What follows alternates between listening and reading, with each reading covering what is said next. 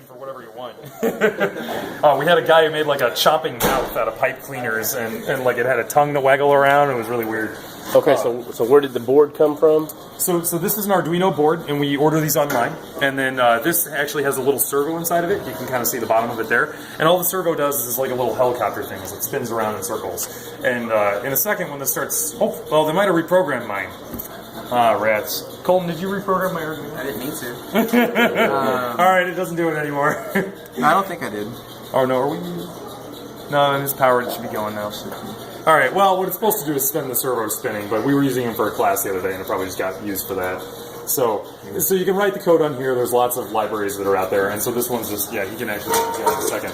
So we started out with something really simple like this, where they're working with other people's code and design, seeing the feedbacks of it. Right? When you learn to program, a lot of the time they're like, let's program this math equation, and every kid's like, I don't care.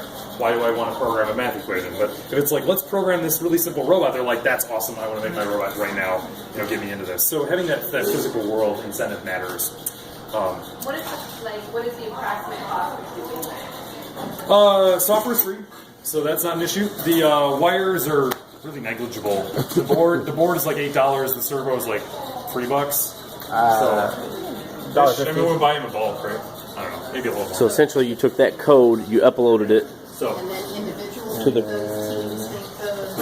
usually individual. So we like sending them home with people so they can, and they're cheap enough that you can basically. And the Arduino can be used for any number of different things. So I mean, the Pom Pom robot is pretty committed to what it is now, but so you've lost $3 of your dollars, but the rest of it can be really repurposed for whatever.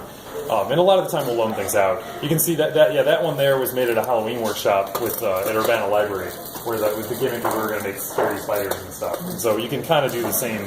Tyler, the instructor, my co-instructor for the class, did this thing. So it's a Christmas tree that rotates, I guess. Anyways, you can do silly things. But all right, it's Something wrong with this motor, I don't know. Oh, he's trying to walk around and failing.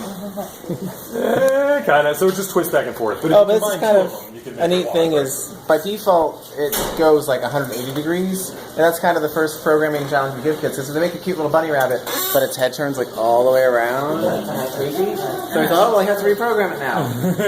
And they can just you just change where the server starts and ends its movement, and that'll make it wiggle less. So I can go from 70 to 180 for 120 instead of 0 to 180.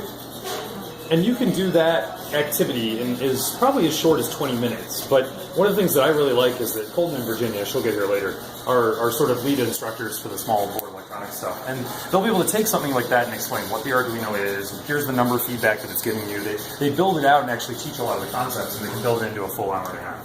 And so it's cool that you can take something as little as that and make it more, but also if you need to compress it like we were doing in the Halloween thing, where it's just, put it together fast, you can.